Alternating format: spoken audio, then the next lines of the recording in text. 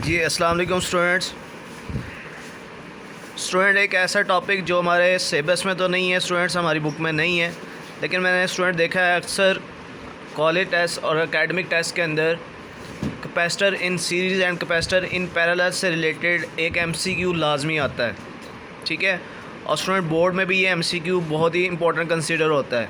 इसलिए मैंने सोचा कि ये टॉपिक आपके साथ शेयर कर लूँ, इसका फार्मूला कैसे बनेगा और इसके अंदर क्या बातें हैं, तो ये भी हम लोग सीख लेते हैं स्टूडेंट। इसको भी आपने साथ ही तैयार कर लेना है स्टूडेंट। आपने मैट्रिक लेवल में capacitor in series and capacitor in parallel आल दो के पढ़ा हुआ है। ठीक है, इसी तरह आपने resistance in series and resistance in parallel भी सीखी हुई है। ठीक है, तो सबसे पहले अगर आप सीरीज़ कॉम्बिनेशन को देखें तो इस साइड पे मैंने ये सीरीज़ कॉम्बिनेशन लिखा है और इस साइड पे ये पैरेलल कॉम्बिनेशन है। स्टूडेंट्स, सीरीज़ कॉम्बिनेशन में हर कैपेसिटर एक दूसरे से एंड टू एंड जुड़ा होगा। एंड टू एंड का मतलब ये है कि कैपेसिटर इस कैपेसिटर की जो नेगेटिव प्लेट होगी वो इसकी पॉजिटिव प्लेट से जुड़ी होगी और लास्ट कैपेसिटर की जो नेगेटिव प्लेट है वो इधर आके बैटरी के नेगेटिव टर्मिनल से जुड़ी होगी। तो एक ऐसा कॉम्बिनेशन जिसके अंदर जो कंपोनेंट्स हैं वो एंड टू एंड जुड़े हों, ऐसे कॉम्बिनेशन को हम बोलते हैं स्टूडेंट्स सीरीज़ कॉम्बिनेशन। और एक ऐसा कॉम्बिनेशन जिसके अंदर जो हर कैपेसिटर है वो इंडिविजुअली यानी कि अलग से एक वायर के अंदर लगा हो, ऐसे कॉम्बिनेशन को हम बोलते हैं स्टूडेंट्स पैरेलल कॉम्बिनेशन। स्टूडेंट, इन दोनों कॉम्बिनेशन के अंदर बहुत इंपॉर्टेंट बातें जो दो हैं वो देखें। सबसे पहले नंबर 1 यहाँ पे देखें स्टूडेंट, जो सीरीज़ कॉम्बिनेशन है इसके अंदर हर कैपेसिटर में से गुजरने वाला करंट स्टूडेंट वो होता है सेम, यानी कि I1, I2 और I3 ये सब करंट एक जैसे होंगे और सिंपल I भी हम इसको लिखेंगे। अब स्टूडेंट यहाँ पे देखें पैरेलल में, तो पैरेलल कॉम्बिनेशन के अंदर स्टूडेंट्स करंट क्या होता है वो डिफरेंट हो जाता है हर एक कैपेसिटर के अंदर। तो हम टोटल करंट कैसे फाइंड करेंगे student, I1, I2 plus I3, इन तीनों को हम लोग ऐड करेंगे तो हमें क्या मिलेगा स्टूडेंट, टोटल करंट मिलेगा। अब स्टूडेंट यहाँ पे देखें एक दफ़ा, देखें करंट का फार्मूला क्या होता है स्टूडेंट, Q/T।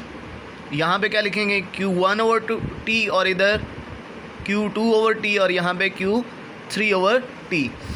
अब स्टूडेंट ये देखें, ये T कॉमन लिया जा सकता है और इसको इस T के साथ कैंसिल कर लें तो हमें रिज़ल्ट क्या मिलेगा,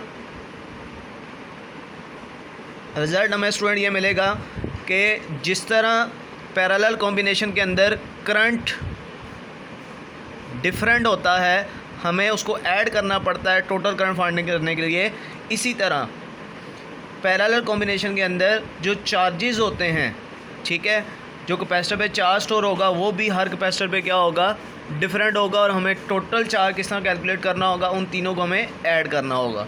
लेकिन इसके ऑपोजिट यहाँ पे देखें स्टूडेंट्स, यहाँ पे स्टूडेंट्स जो करंट है वो सेम है, इसका मतलब जो चार्ज होगा, ठीक है, वो भी हर कैपेसिटर का क्या होगा स्टूडेंट, वो भी सेम होगा। अब इन दो बातों को आपने ज़हन में रखना है।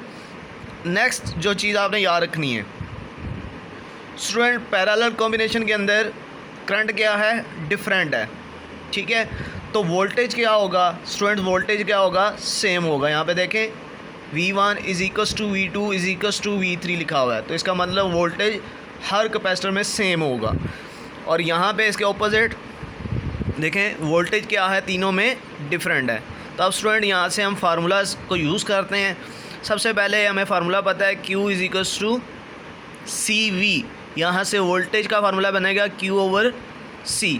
तो स्टूडेंट यहाँ पे आप पुट करें V की जगह पे Q/C और साथ में लिखा है इक्विवेलेंट, मतलब टोटल कैपेसिटेंस।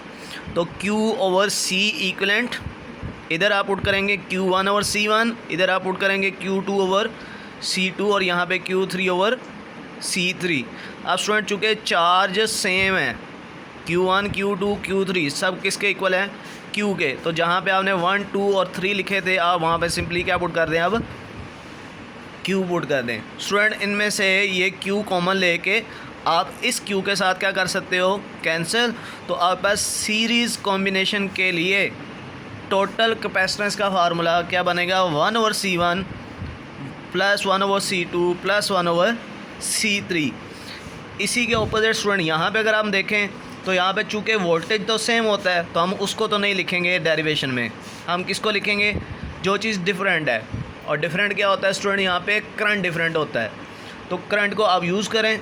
देखें सबसे पहले करंट की जगह पे हम लोग क्या लिख सकते हैं, Q/T, यहाँ पे Q1/T, इसी तरह Q2/T, Q3/T। ये T कॉमन लेके आप इस T के साथ कैंसिल करें तो हमें रिजल्ट ये मिला कि चार्ज क्या होगा वो भी डिफरेंट होगा। अब चार्ज की ये इक्वेशन यूज़ कर लें, Q = CV, ठीक है। तो यहाँ पे हम लिखेंगे इस Q की जगह पे C × V, लेकिन C कौन सा होगा, इक्विवेलेंट यानी कि टोटल कैपेसिटेंस। यहाँ पे Q1 की जगह पे C1V1, C2 की जगह पे C2V2 और Q3 की जगह पे C3V3। अब स्टूडेंट जैसे मैंने आपको ऊपर लिखा बताया कि वोल्टेज क्या है, सेम, तो आप V1 V2 और V3 की जगह पे सिंपली क्या पुट कर सकते हैं, V पुट कर सकते हैं। तो स्टूडेंट इस जगह में जहाँ पे V1 V2 और V3 नज़र आ रहा है वहाँ पे आप सिंपली क्या कर दें, V पुट कर दें। अब ये V कॉमन लेके आप इस V के साथ क्या कर सकते हो, कैंसिल। तो पैरेलल कॉम्बिनेशन के लिए जो टोटल कैपेसिटेंस है या इक्विवेलेंट कैपेसिटेंस है उसका फार्मूला क्या बनेगा स्टूडेंट, C1 + C2 + C3।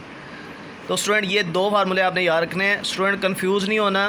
देखें सीरीज़ अगर हम रेजिस्टेंस को देखें जो कि आपने सेकंड चैप्टर में पढ़ना ज़रूर है, तो रेजिस्टेंस में फार्मूला जो सीरीज़ का है वो होता है R equivalent = R1 + R2 + R3, और पैरेलल में होता है R1/R equivalent = 1/R1 + 1/R2 + 1/R3। लेकिन जब हम कैपेसिटर को देखते हैं तो फार्मूलाज चेंज हो जाते हैं। जो सीरीज़ का होता है, ठीक है, वो बन जाता है पैरेलल का, और जो पैरेलल का होता है वो बन जाता है हमारे पास सीरीज़ का। तो स्टूडेंट ये MCQ हम लोग लाजमी एक ट्राई भी मैं आपको कराऊंगा कि इसका MCQ हम लोग कैसे सॉल्व किया करेंगे, जिससे आपको हेल्प मिलेगी कि इस तरह का कोई भी MCQ अगर आपके सामने आएगा तो आप उसको भी अटैम्प्ट कर सकेंगे।